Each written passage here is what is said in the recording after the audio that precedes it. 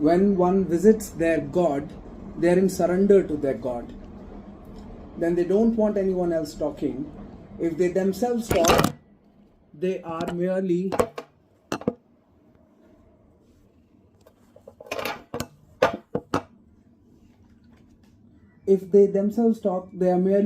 being the messenger of their God. They are now in the God zone. Unfortunately, they have to renounce because others are unaware of that thing which makes a scientist, a man of mad focus, becoming mad. That mad is not cool, nor is mad focus. The process of thinking is observing. It's an observation of a divine movie. Hear silently, respect. Say, Nishchal, go into Guru mode at will for the one who teaches through hundreds of videos.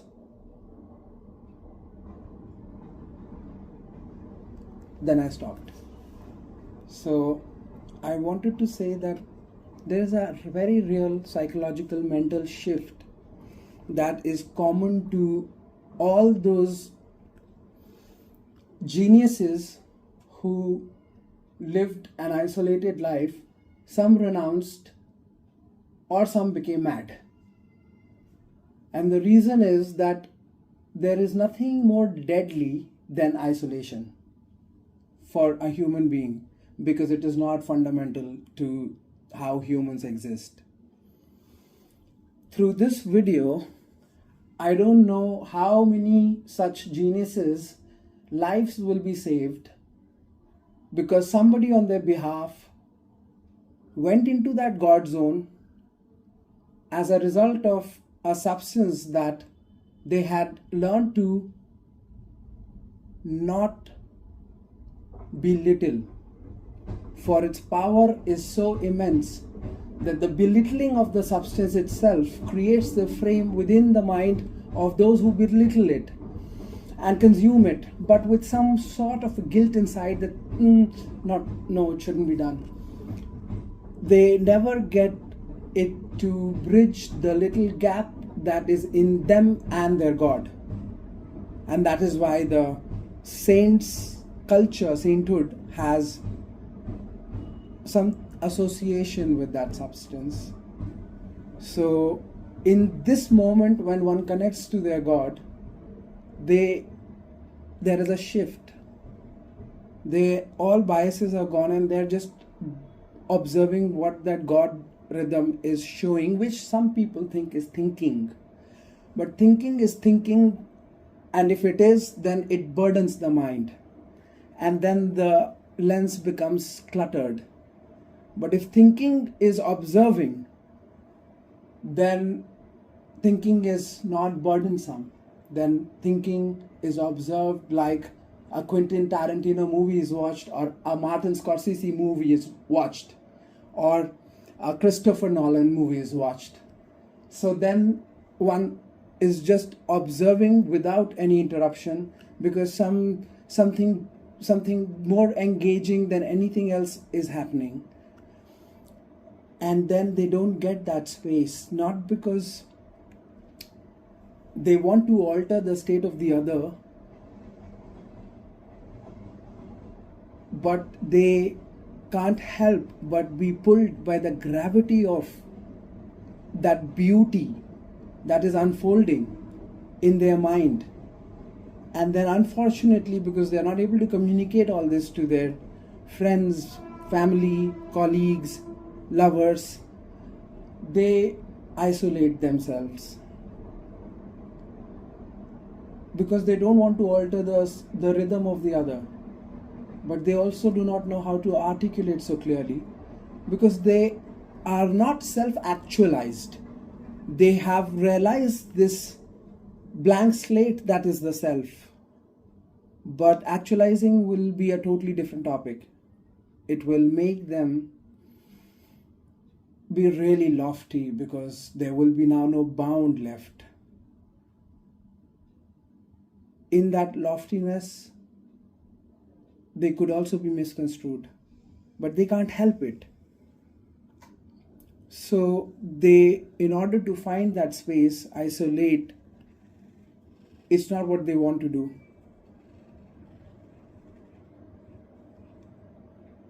And if somebody could say, I repeat, go into that mode, because we know that there is something we are on commonly from spirit to action.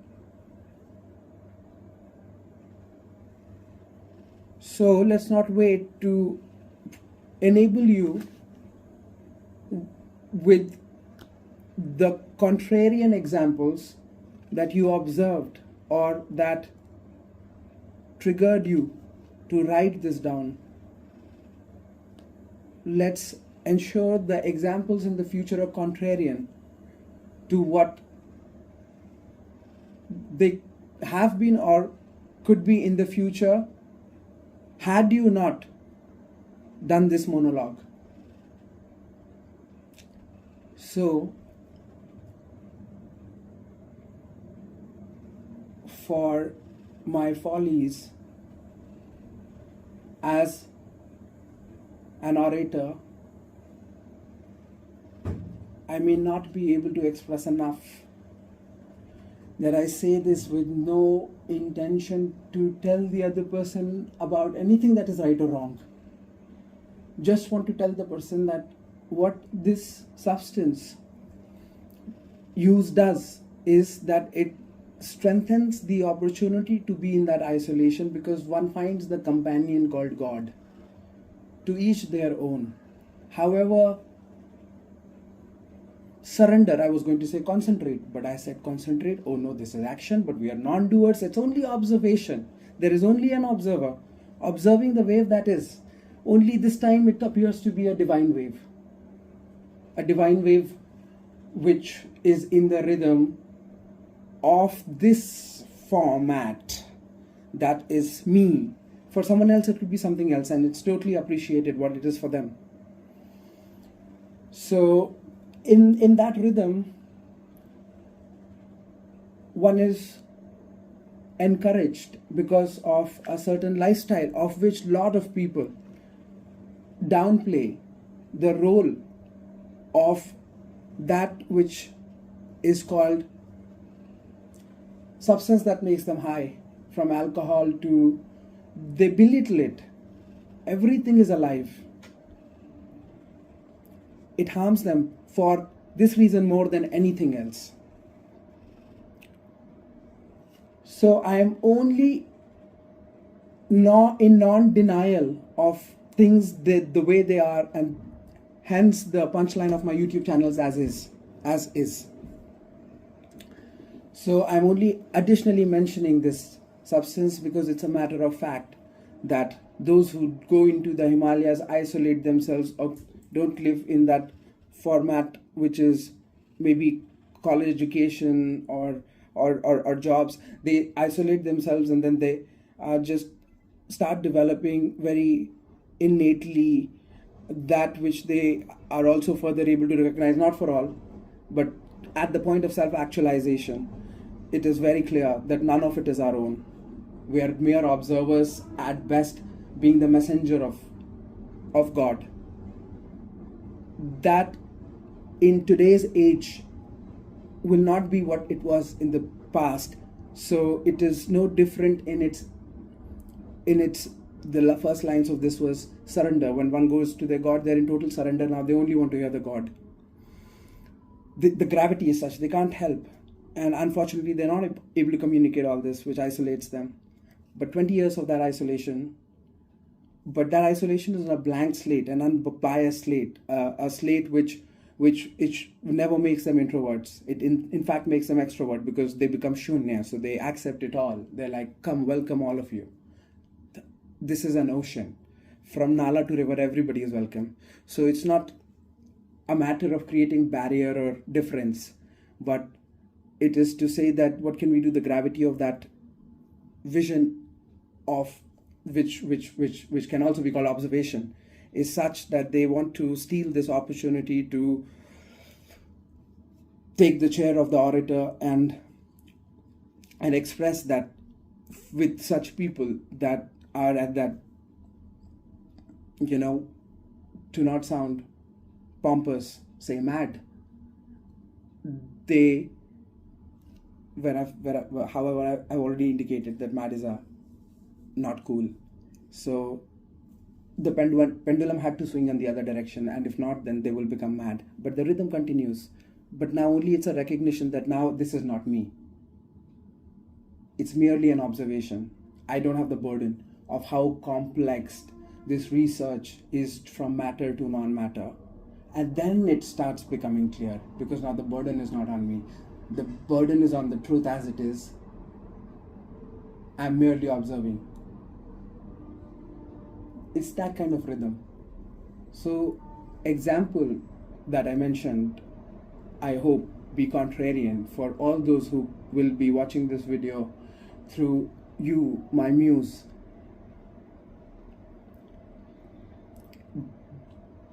They will be able to now hope that when their partner, their colleague, their sister, their parent observes that there is more intensity in this moment, for he is not responding to how I would have expected or wanted. For example, just the little stuff that happens when one says, oh, you didn't offer me that, because she's being playful like a child. It's so beautiful to be the child. But when we are not the child and still wise, what is that state of being? Being child is an outcome of wisdom. After becoming mature, having the punches of life, and still being a child is an outcome of wisdom. What is the other way of existence when it is still wisdom? The other way of existence is the company of truth. So child and truth, these two have just slightly different rhythm. The truth is an inquiry till one knows in their heart, wow, they're absolutely clear about this now. None of it is left. There is no dark corners on which the light is not thrown. So until then, it's a pursuit. Everybody who understands that, they're just naturally, what can they do? They're naturally on the rhythm of delivering that which fulfills that pursuit, because it is very clear, it's a pursuit innately of all. For the whole movement of a human being is to create identity. They buy Mercedes to a degree, to the professions, to the life they live. It's to give themselves an identity, because when we observe a child taking birth, eyes open, and whatever is in their vision, they want to know, they want to inquire, they want to touch, they want to put all their sense organs into it. And then someday that identity just shatters, because the observer, the thing which is that which observes, is clear. And then identity chase only ends there, when that is so totally clear. So everybody who sees that, they just can't help but call out that which to them appears to be the message of God. And sometimes I feel in my surrounding, when they are just temporarily, few last moments with me, just temporarily, a gap of some days, then I often want to be in touch with the mission. And the fundamental mission is the delivery of truth. I challenge anybody to say this statement, that in the contemporary world, there is no one with a more complete scripture than me in this world.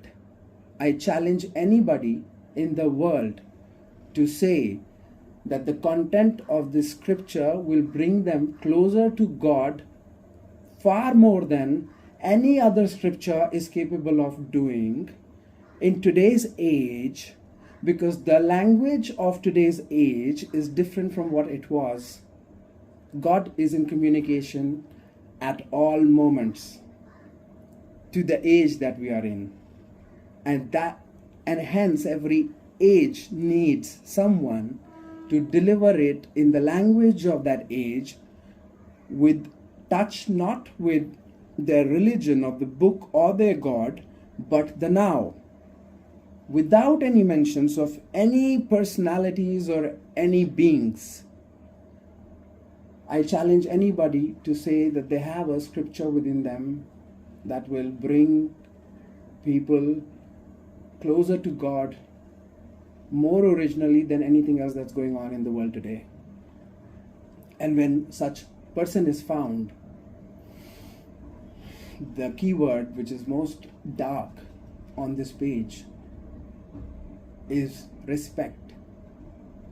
So every single breakup, from romantic partners to family to business partners, for such beings is bound to happen, and that's why we see the order of renunciation. It's not always a dogma, as I often say. It's an unfortunate result of not being able to communicate this to society at large. And that's when, if they can communicate, the conduct of society towards them may start getting altered, because these are lofty words. The society must accept the challenge and bring to me a person who can say what I just said, as if I am really the guru. I am not anyone else.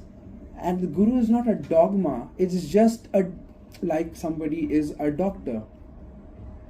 You go to them for modern medical intervention. Similarly, a guru is somebody who happens to be a teacher. Why would a teacher need a degree? A teacher is a teacher always throughout the day. A doctor is a doctor throughout the day. If a patient is dying, doctor has to be performing the surgery. He can't have the personal life anymore. If he's really conscientious, dutiful, he knows why he's in that profession. So I have become that. And if somehow subtly one can understand that in those moments, for lack of not knowing, oh, is this the shift has happened?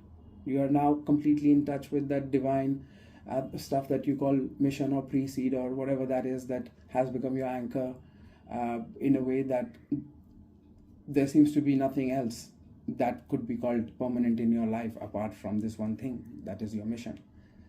So are you in that mode? Then if somebody asks me that, if they can see that, yeah, there's a little shift, maybe he's not responding in a way that would further take us to what I desire, like the other desires, then maybe he shifted, because only then will he not reciprocate in that softness.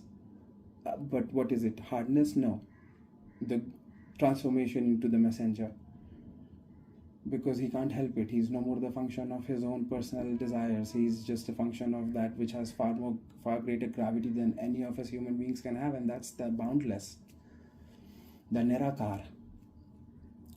So if subtly one could ask, have you shifted into that? My answer would be, I'm always established there. I don't get to live that in all moments without interruption, but I will one day, when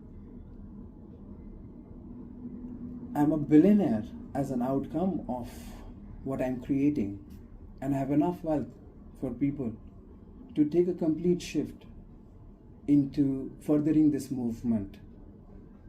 Because all the financial strengths that we must all aim for in life can now be delivered because through their contact with somebody who just wants to share. He desires to collect a tribe, not materials. So he wants to share with that tribe.